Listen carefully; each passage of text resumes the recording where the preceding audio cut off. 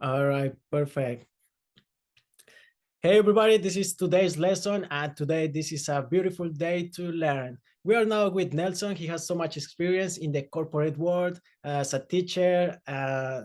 He's from the Philippines, among more things. So I'm so excited to have Nelson here. And Nelson, why would you like to start giving some information about you, a background, and yep, just to say hi.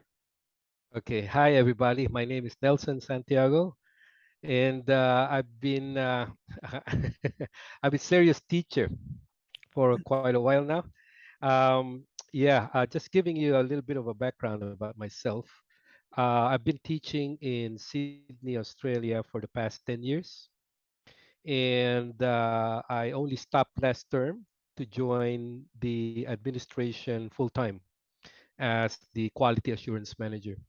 My job is to make sure that all the teachers are doing their job and assessing the assessments properly to ensure that our students learn. Um, that's one of the roles that I have in terms of quality assurance. It's called validation. But there are many other areas that I will be investigating in terms of ensuring that all quality processes are in place for the organization to be compliant to the rules and regulations of the Australian skills qualification um, structure. Uh, just a bit of background also about myself. Um, my background is basically IT when I started, and I worked with many multinational companies like IBM, NCR, and I was selling mainframes and ATM systems to banks. That's how I got started. And then I had a chance to work for AT&T, the biggest phone company in the world, twice. AT&T, as you know, has the inventor of the telephone, founded by Alexander Graham Bell. Oh, So I worked there twice. First as a channels manager for call center systems, and the second time around when they tried to pirate me back away from IBM uh, and made me head of communication software for 6 countries, right? was it And all this experience in being in the Philippines or somewhere else? that was in the Philippines, and part of it was in Singapore as an expat. With IBM, I was head of central bank operations, and I was running project teams for IBM, creating many huge projects for Central Bank of Philippines. How big were Uh, the teams? big. Like, for example, one big project that I had was to ensure that all the banks in the Philippines report all their foreign currency exchange interactions to central bank per transaction, all centralized to central bank, It so sounds that like a central lot of bank responsibility. can, central bank can control the black market for money exchange. And how many people Uh, are in your teams usually? Oh gosh, my team usually is composed of three big teams: the hardware team, the software team, and the systems team. And as you could imagine, it was quite a big challenge to make those teams work together because of the big egos and the big disagreements that the hardware, software, and systems people would have based on their own areas of responsibilities. But I had one secret, and one secret was to always find common ground for us to work on. We would say that this team was formed in terms of ensuring that our organization, IBM, uh, uh, meets the expectations of the customers in terms of delivering a project. So by doing that, they know that we are not doing it on our own, but doing it as part of our contribution to ensure that the IBM stays as the main supplier of central bank. So that's how I did it, and then also many other strategies. But that was the main strategy that I employed, and it worked really well. There were several projects that we did. The other one was gold buying operations. In Philippines, gold mining was not regulated really well, so there were a lot of independent miners mining all over the place, and it was usually the military actually that was running those underground operations to protect because they were given protection money to do the mining. But what central bank did was to centralize all the gold buying operations in the southern part of the Philippines. And we were able to do that by computerizing the gold buying from these independent miners, so that the government has a can monitor the mining industry in Philippines. So that was one of the other projects that we did. The third big project that I did, I remember, was a triangulation of mainframes for central bank. As you know, if you're running, let's say, a huge organization like a bank, you need a mainframe to run it, but you also need a backup mainframe, right? So that's Mhm. called mirroring. But the concept that we gave them was triangulation, which means three mainframes backing each other up. Just in case one Yeah. or the second backup falls, then we have a third backup, and that's in another remote site. So we were able to configure a triangulated mainframe design for Central Bank of Philippines. So just in case there is trouble, you know, Philippines is prone to trouble because of politics, very unstable. Mhm. There's a lot of coups happening. So, and when coups happen, one of the most vulnerable and the most likely to be attacked will be the central treasury where all the gold is kept. So, if you think that the office of the president is the most fortified area in Philippines, you're wrong. The most heavily fortified uh, area in the Philippines is central bank, which is where all the gold reserves are. Mhm. So Mhm. yeah, not Uh, only is the security tight, but the systems that we have in place are foolproof to ensure that the treasury never goes down. it sounds like all these projects they had a really high impact for the company, but also for, well, for the country in some ways. Yes. Going a bit before that, talking a bit more about your background, like what did you study and maybe some lessons that you got while you had your first jobs. All Yeah, right. you can talk a bit about that. Sure. Yeah, I went to a Catholic school for elementary and high school in Philippines, exclusive boys school. And but I got a scholarship in the U.S. where I finished off my high school in the U.S. Went to Michigan. And when I finished my high school, I was given a chance to choose which direction I wanted to take. So I took up industrial engineering in the most prestigious university in Philippines. It was a government university where all the presidents come from. And so I was lucky to be able to be accepted as part of the 3,000 people that they accept every year. Over 680,000 would apply, but they only accept 3,000. So I was one of those lucky ones who That's was able like to get less than in. 1%. Yes, because the slots are not that many, and it's all paid for by the government. So I joined that university, industrial engineering. I wanted to switch to mechanical engineering because my real love are cars. I like working on cars. I'm very good at modifying engines, which I learned in Detroit when I was there in high school. So anyway, I was not able to transfer to the mechanical engineering department, thinking that they rejected my application. But my advisor was wrong.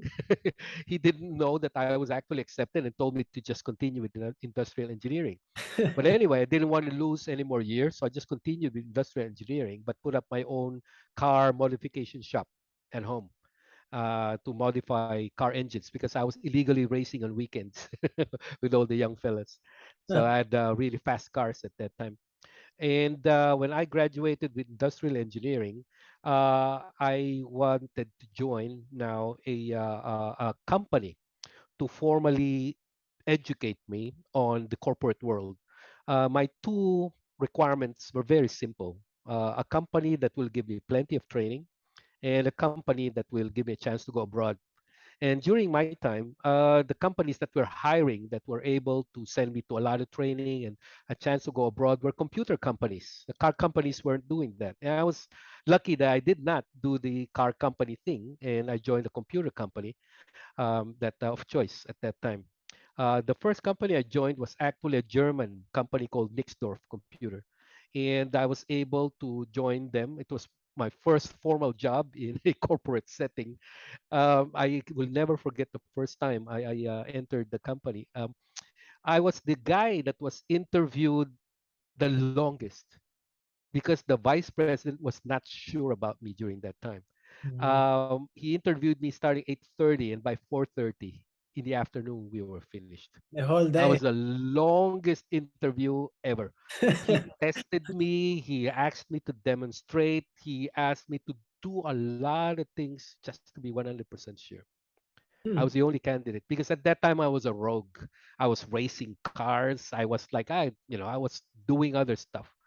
But he saw the potential in me, and so upon acceptance, he put me under the toughest manager that he had at that time. The toughest manager's guy's name was Dave De Leon, David De Leon. All right, I will never forget Dave. He was tall and handsome. He wore a suit that looked very very professional. He whenever he spoke, people listened. He was very knowledgeable. He was 3 years salesman of the year with the rival company by IBM called Unisys. And he was selling mainframes to banks successfully. 3 years in a row, salesman, number one salesman. And our company hired him to be groomed as the vice president of sales. All right. Me, it was my first job. All Hmm. right. I just finished school. Uh, but you know what we had in common? We were the same age. He was Wow. born March. I was born September. This is how good this guy was. How old All were right. you at the time? I was a few years. I was I was young. I just graduated from school, so I was in my mid 20s at that time. All right, going to my mid 20s. But anyway, talking about that experience now, um, I was paid 2,500 pesos. He was paid 25,000. So you could Wow. imagine how different this guy was. And on the first day when he saw me, I had red hair, I had a cheap short sleeve printed shirt, I had a cheap $1 tie, I had dancing pants on, baggy, and I had pointy dancing shoes, which were maroon, and my hair was red. And he was like, yeah, because I love to dance. I was a dancer. So when he saw me first time and said, Nelson, this is your boss, Dave, and he said, no, you cannot go with me looking like this. So the first lesson I would like to teach you was this. He took me out shopping. He said, no, we're going out shopping. I said, all right. He took me to a barber shop, to a parlor, beauty parlor, and he had my hair dyed black and cut short. But I told him, Dave, I don't have money. He said, don't worry, I'll pay for all of it. Pay me when you're able. So he took me to the department store and asked me to choose a white shirt, long sleeves, black pants, black belt, black shoes, black socks. And he paid for it. And then we went to a necktie shop. And he said, Nelson, I want you to choose a necktie. And when I looked at the ties, there were Christian Dior, Fendi, Giorgio Armani. I looked at the price, 2,500 pesos. That was his salary for the year. I said, It's, Dave, I can't afford this. He said, no, no, no. You buy, I'll pay. Pay me when you're able. So I bought it. And I wore everything and we went back to the office. That was my first day in the office. And when we went back, everybody office saw the transformation. They were like, "Oh, you're so lucky you have Dave as your boss. Oh, we wish you had him." Blah blah. And so from then on, I imitated everything that he did, the way he dressed, the way he spoke, even the way he thinks, and I molded myself after him because he was very successful. That was my first boss. That's what I learned from my boss is to be able to emulate people that you admire to become like them. So for my next job, that was NCR. NCR is the inventor of the cash register. That's why it's NCR, National Cash Register. But okay. it evolved into what we now know as POS systems. These are the things that when you go to Woolies, tit, tit, tit, look at the Uh, brand. It's all NCR. okay. NCR invented retail, all right, retail sales with their cash registers. Anyway, I was pirated by NCR after that. And when I joined NCR, my next boss was actually named Eric. and I became salesman of the year there for 5 straight years. Um, on the first couple of years that I was there, I was salesman of the year for the first 2 years. I was complaining to Eric. I said, Eric, how come everybody still refers to me as a potential? When can people recognize or appreciate how how good I can be? And he said, Nelson, the reason why you're always a potential is because you always pretended to be Dave. This time, try to be Nelson. And I said, well, how can I be me? I mean, this is the way He said, this time, don't be afraid to make mistakes. Make your own decisions. Don't be like Dave. Be Nelson this time. So after the second year, I tried to be me. For the first time, he gave me three junior staff to supervise. So now I was promoted to supervisor. I was still with sales. I was senior account manager. And those three juniors, I remember, I taught them everything I knew. I trained them the way Dave trained them. And I even would finish their work for them just to help them out. After the first 3 months of being supervisor, I had a performance appraisal by Eric, my boss. And Eric called me into the room and said, Nelson, come have a seat. Now it's performance appraisal time. Let's take a look at the results of your performance. And basically, so I was so proud of myself. I was like, wow, let's hear it. And they said, well, basically, Nelson, I was looking at the files. So basically, you fail. I as a said, leader. what? Yeah. What? You're joking. He said, no. Look at the comments. He thinks he's Superman. He can do everything by himself. He doesn't need us. Mm. He doesn't allow us to make mistakes. That's why we never learn. The other one was something like he only does this to make himself look good. Oh my gosh, I was so angry.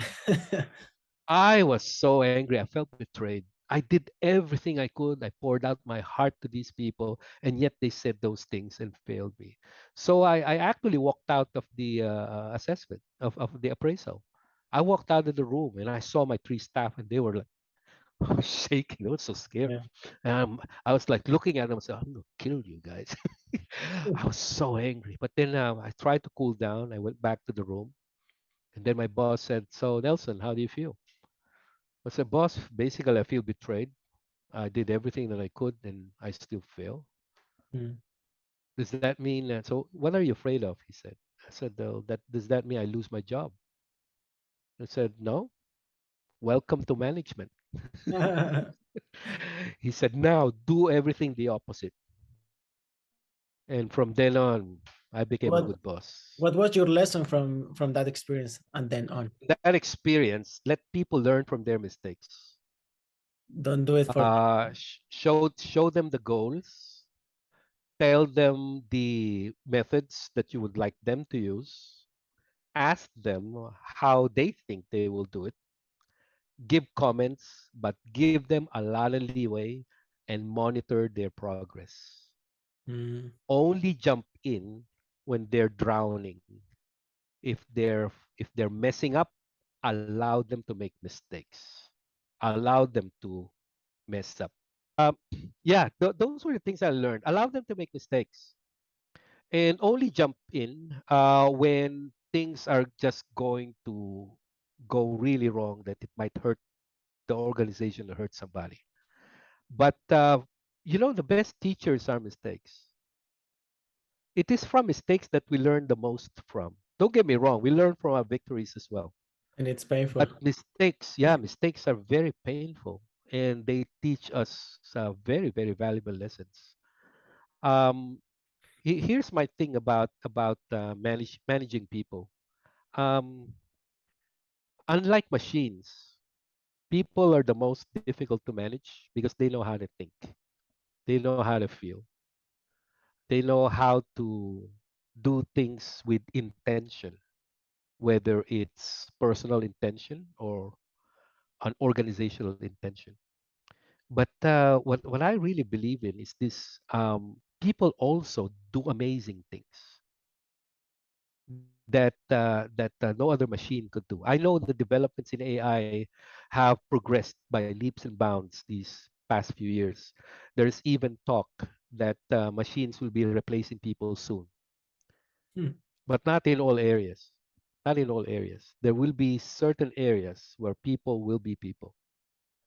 And I think one thing that makes us unique is the fact that we make mistakes and we learn from it, so that in the future, we know exactly what to do. The second thing that's great about us is we learn how to make choices. We learn how to make choices. How bad will it be if in your life you had no choices? I think one of the things that we should aspire for is not just to have a good life. Everybody wants to have a good life. But I think what we need to develop is our ability to generate choices. The That's it. next skill comes is the ability now to make the right choices. Mm. See, so how do you learn to make the right choices? By choosing the wrong choices, making mistakes. But Exactly. then you, yeah, because of that, then you'll be able to learn to generate choices for yourself. I'll give you an example. Let's say you're buying a car. Are you going to buy first hand, brand new, or second hand? Are you going to buy a sports car, an AUV? What will you buy? There are just so many choices. But what if you find yourself living in a place where you had no choice? Wouldn't that be a bummer? But now with the freedom that you have, the freedom to generate your choices, I think it's something that we have taken for granted. But it's something that I think everybody should develop ourselves into. Very skilled in making, in generating choices, and of course, more skilled in making the right choices. How do you make the right choice? My guide is very simple, actually. You know what? And this is what I teach my kids. I don't tell my kids what to do. I tell them about consequence. For any choice that you make, there will be consequences. To help you choose, look at the consequence. So I told my kids when I brought them to Australia, I told them, guys, I have two boys. Uh, I told them I only have three rules. Rule number one, no drugs. The moment you try it, you even try it, you'll get hooked. That's the reason why I never did drugs. Mhm. Because I know if I tried it, I'm sure I will like it. Even the richest man, the smartest man, the strongest man was no match for drugs. So don't even try it. So no drugs. That's my first rule. My second rule is don't get anybody pregnant. All right. Because you're too young, you might not be able to handle it. You can have fun with all the girls, make sure you have the protection, whatever. But please don't make anybody pregnant. It's Mhm. too big a responsibility for you. And the third is don't get sick. Don't get sick. Once you get AIDS, you're dead. Uh, That's what I told them. So make sure you play it smart. Remember those three rules so that whenever you're now faced with a choice, think of the consequence. Can you handle the consequence? And to them, they go out partying. They chase girls. They do like every kind of sport they could imagine. But they're aware of the fact that for whatever thing that they do, there will be consequences. So it's a very good guiding principle. Enough for me not to tell them what to do, what not to do. They come mhm. to me and ask me for advice. One time, one of my sons came to me and said, "Dad, what's a nice choice of a car?" So I said, "Because of your inexperience, and these will be your choices. But take a look at the consequences when you buy whatever car." So in the end, uh, he made the choice of buying a sports car. All right, the convertible car, BMW. Nice. Yeah, this young boy wanting to look good with the girls. But you know what? Never used it. And from there, he learned that what he needed actually was a youth. So he's now driving around in a ute That's a because it cartoon was his also, yeah. job. He's studying to be a builder, Yeah, yeah. and he's been working for a building company now for almost 3 years. And he now drives around in a ute, and he finds it the most practical and the most convenient for him. But because of that, he learned how to make the right choices. Mm. See, so that helped a lot. By the way, just to recap what I just did with my career, after working with AT&T, managing 6 countries, I became a director of a big phone company. I was at now the executive level. I was the head of sales for a big phone company in Philippines, and I had 137 staff working under me at that time, four Wow. divisions that I was handling. And my first job was actually to fire 70% of the staff Mm. because we were the new management that came in, 90 and people. we had to purge the whole organization. So I was actually a trained hatchet man. That was my job ever since my IBM days. I was the guy who fired people. So that was one of the skill sets that I had entering this role. So I got the job, and sure enough, they gave me 3 months to fire everybody. I fired everybody in 1 month, except for two guys who put up a really good fight in court. So we faced court, and we won the cases anyway. And then we were able to replace all the staff that were let go with new staff, and then we ran the organization. I heard In that's one of the 2000, most difficult things to do at the managerial level. That's one of the most difficult things to do, to fire people and to hire the right ones, isn't it? yes, yes, it's one of the most, well, not really the most. It's one of the difficult things that you can do. I will not say it's the most difficult because there are more difficult things that you Okay, have what's to most you have to difficult? do. Yeah, yeah. But because the reason why I say that is because I've trained also with my human resources. I'm formally trained on HR matters, and it's just an HR matter. It's hiring, it's performance management, and it's termination. Those are the 3 stages of your employment. You apply, you get accepted, so you get trained.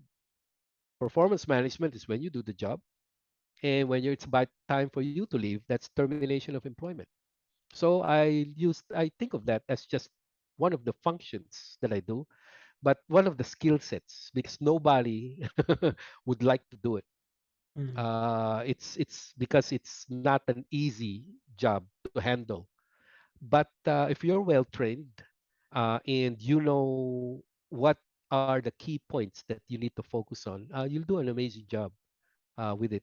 Uh, the way I got into it was when I was working for NCR, and Eric, after my boss Eric, I was now reporting to the CEO, and he called me one time. He said Nelson, and everybody hated him. The CEO of NCR, everybody hated him. He was very pompous. He was very arrogant.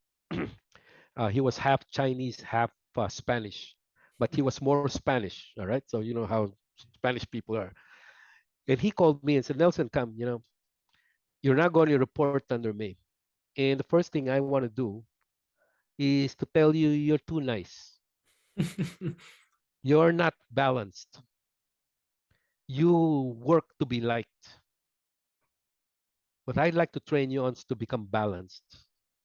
I want to teach you how to be bad because you're always good. You're not balanced. So I was wondering what he was up to. So I was like, well, so what do you want me to do, Mike? And Mike said, first, I'm going to train you how to fire people. I said, oh, scary. That's scary. I don't think, that's easy. So he taught me the techniques. Mhm. And then he asked me to fire people. The first person I fired, my knees were shaking. My knees were literally shaking. My voice was sort of shaking as well. I was a little scared. But the second time I said, wow, this is good. The third time it was now getting to my head. Oh, and Wow. that was the time that I saw, hey, this is not going to be that easy, Nelson. Because what you need to do is not allow it to get into your head because you'll act like you're untouchable. You act like you're God. You cannot be. The way I experienced it one time was this. You see, firing people, I had the technique very easy. I would call them to my office. I would tell them, you probably know why you're here with me. Because they will usually have an idea. They probably heard it that they were going to be asked to go. Or they knew when they're called to the office that, oh no, what's wrong? They start thinking about what they did wrong. So I usually tell them, you probably know the reason why I invited you to come in. And, we can do it the easy way or the hard way. It says the easy way is I would like you to resign, sign these papers, and I will have an outgoing arrangement for you. And if they ask, what is the outgoing? First, why am I being asked to go? And I tell them after conducting a few investigations, there are a few findings, there are some areas which we feel that you are not meeting expectation. You've been given time, you've been given a chance, and you probably now know that this is, sir, but can you give me a last chance? And I would say, well, the last chance, we made it clear with you, but since that has gone, then instead of firing you, we would like to ask you to leave voluntarily. Now, by signing these, there will be a clean break, and these are the things that are we're going to give you. So usually, I give them a good package. I tell them with the debts that you owe, that's all written off. Just provide us with certain receipts, give us the car keys, and your employment actually officially ends, let's say, a month or 2 months from now, but we won't ask you to come to the office. You'll still receive payment for the salary because I know it's not that easy for you to find your next job. So the effectivity date will be 2 months from now, but from today on, you're not expected to come to work anymore, but you're still going to be paid. This will give you a chance now to do a transition to another company. And then I'll even give you a recommendation letter if you need one. And they usually sign. But some will play hard. They will say, and what's the hard way? And I said, you don't want to go there. You don't want to go there. Yeah. But some will say, well, I challenge you. Then I tell them we have investigations, we have findings, we have police reports, and there are a lot of cases now waiting to be executed against you. And if I were you, I don't know who you are. I'm not personally involved in your life. I can only give you advice to tell you it's not going to be easy. There will be a lot of loss of face. It will be hard for you to find a new job. You will miss all these opportunities for you to do an easy transition, and people will learn about it. There could be jail time as well. You don't want to go there. And if they say, give me a time to think about it, I said, yes, you do. But if you don't sign now, the deal is off. Mm. I advise you, take the easy way. Usually sign, really It resign. sounds But for difficult some of, that way. I got yeah, scared. but I could have yeah, signed. yeah. Yeah, but for some who want to fight it out, then it becomes a first a HR case. Then if they fight it out more, it gets escalated now outside to an ombudsman case, and then escalated more, then it becomes a court case. So that's the time we now start having lawyers and all this. But uh, very rarely does it reach that stage, although I've reached that stage a few times, but very rarely do I find people wanting to go to that extent. Even our own organization doesn't want to waste our time with court cases. We'd Yeah. rather resolve things as easily, as quickly as possible so we can get on with work. But the things I had to watch out for was my own personal safety because that was one of the roles that I had to play. So when I became a director, one of the things in my contract was to give me a bodyguard.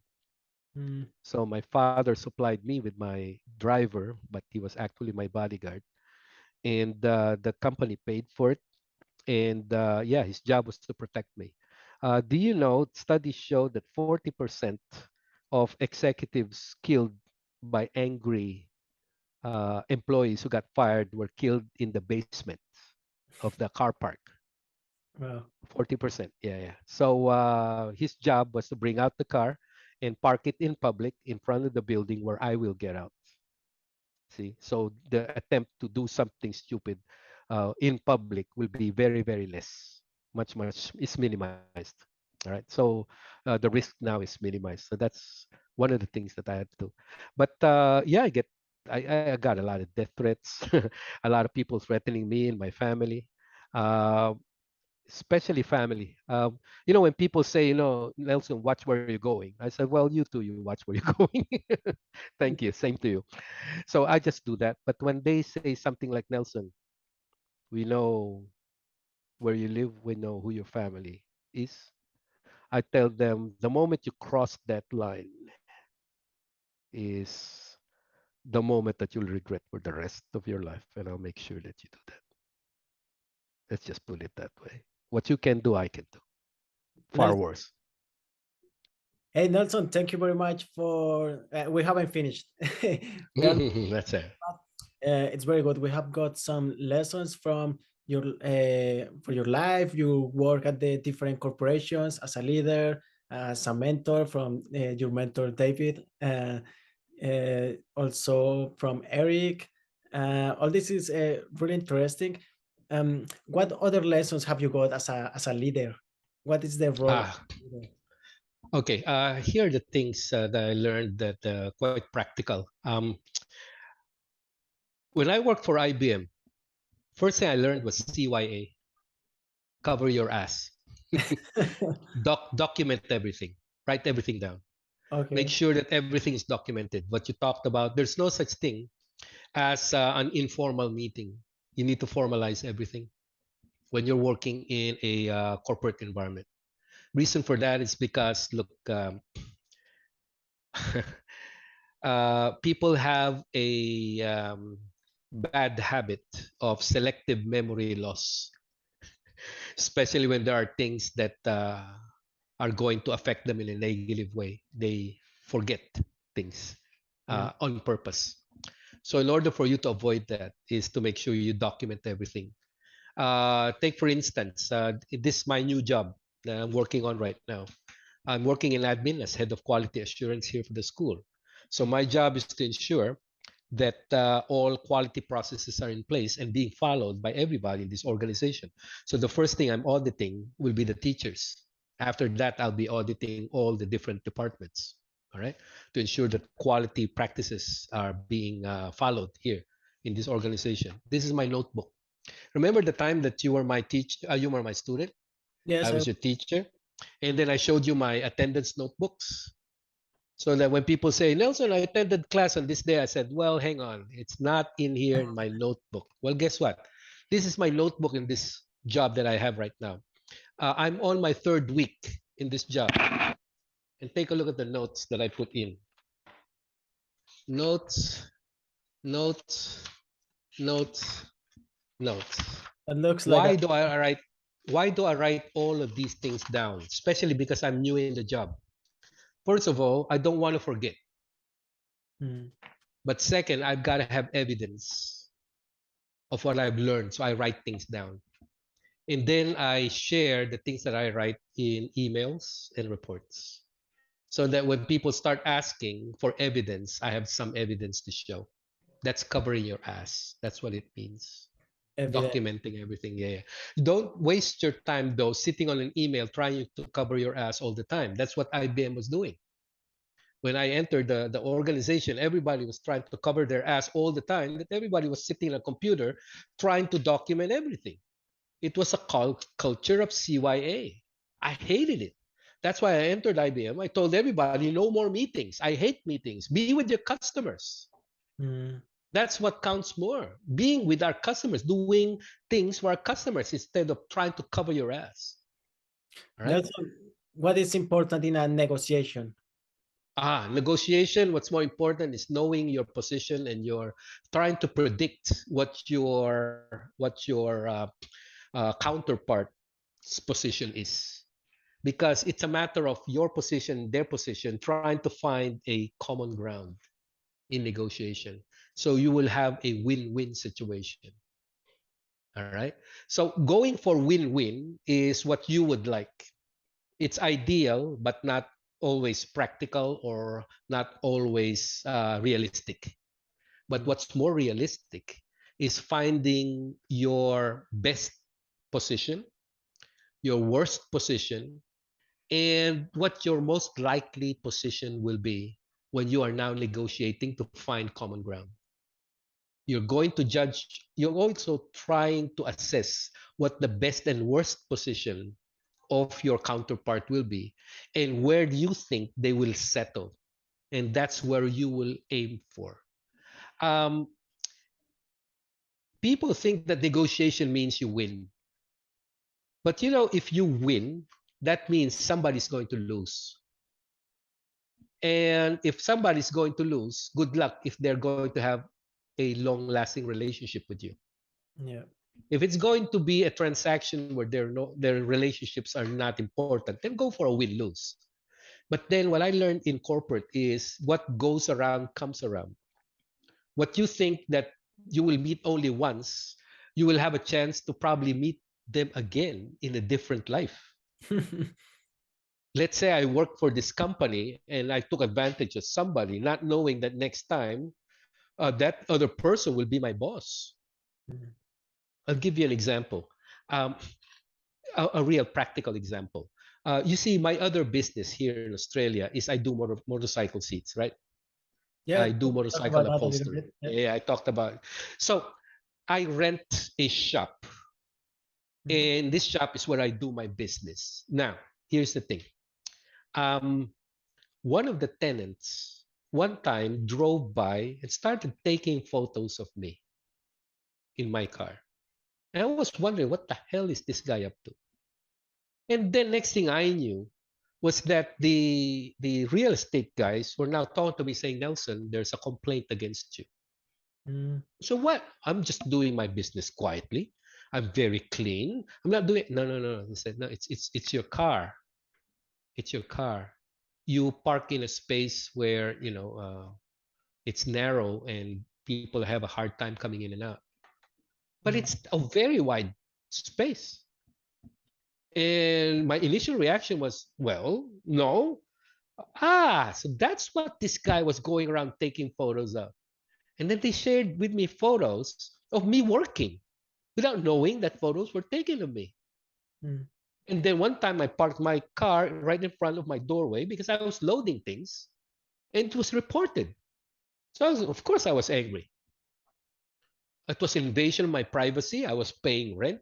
And it's an industrial area. It's what I'm supposed to be, doing my job. So I started talking to the other tenants and saying, who is this guy taking for? And they say, it's that guy in the end. So he would drive by and I saw him. I went, that's the guy. He doesn't want to talk to anybody. So anyway, I told myself, I'm gonna kill this guy when I see him.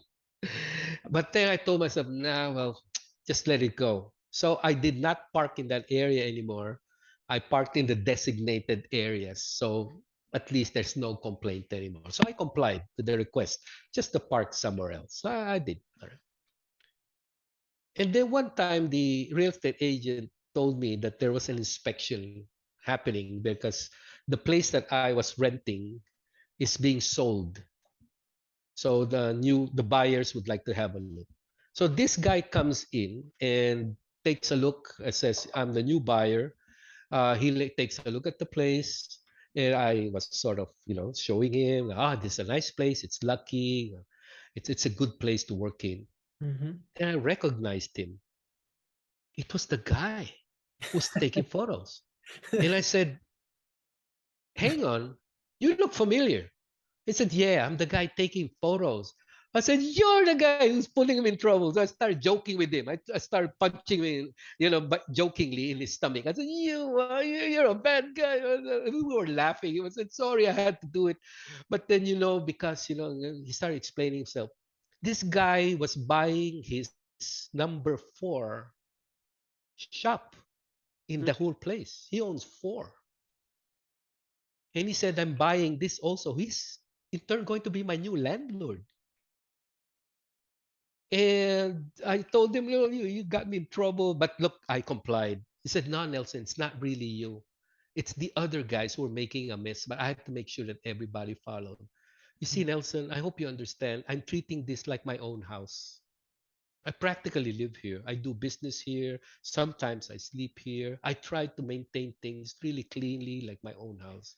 But when people start parking everywhere and throwing a lot of stuff, like the guys in front of you are leaving nails and all this, it becomes bad, right? He said, I hope you understand. I said, I do understand where you're coming from. You know what? Now he's my best friend. Yeah, now So he's my what best was friend. was it a win-win situation in the end, Uh, or how it related to the what you do could come around to you. So if I was bad to this guy, and then in the end he buys my own place, then he kicks me out. Then I have to now start looking for another place to rent. This okay, place is fantastic. It's brand new. It's only 200 bucks a week. And it's brand and you new. change And the it, but whole you place remain is in so the nice. place. See, you'll never know Mm, what you do to somebody if it's going to come back to you. yeah. And that's what I tell people. It's a small industry. I tell everybody when you work in any industry, it's a small industry. Maybe today that person will be your friend, but next job will be is your enemy. Maybe now is your client, next time he'll be your boss. You'll never know. That's why you have to treat people well. Mm. You have to be fair. Going let's talk about treating people well. So I fired people. Okay. Do I fire them? They get angry. Some do. They fail and say it's unfair. They say, "Ah, I don't deserve it." Then I explain it to them. First, it's nothing personal. It's my job. Mm-hmm. I did not fire you because I did not like you. I fired you for a reason, and it's the company's reason, Or then they did right? something wrong. Yeah. Yeah, yeah. So then they leave, all right? Then um, you know what? What happened one time? This is something I'll never forget. I fired these guys. I was head of Philips also in between going to working for my dad in his university. I worked for Philips, and Philips asked me to fire all of the executives because they started stealing money. And then some of the people I fired, one of them was this guy. So I let him go. I told him, look, take the easy way. Took the easy way. And after a few years, he saw me in the mall. Mm. And then he said, "Hey, Sir Nelson." I said, "Hi, Noli. Hi, how you been doing?" And don't call me Sir Nelson. I'm not your boss anymore. So we started talking. Say, how you doing? What do you do now? So we were, and then his wife comes along. I said, "Excuse me, are you Nelson?" I said, "Yes, yes, I'm Nelson." Ah, Nelson, Mm, do you know what you've done to my family? That's what the wife said. mm, I said, huh? Do you know how much damage you caused? Do you know she wanted to scratch my face? I- She was like, and this husband was just trying to restrain her. I said, no, no, no, Sir Nelson, please, please. No, no, no, let's finish. She was raving. She was very angry. And I'm like, hold on to your wife. And he had to drag her away. And that's the time I realized the impact that I had on families. That's why when I had to do a job like that, I not only thought about, I got rid of them, good. No, it's what impact do we have on their families?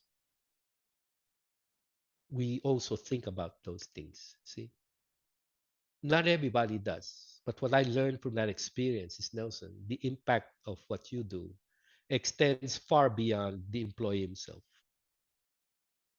And somehow family gets impacted as well. So you really have to think things through whenever you're doing something.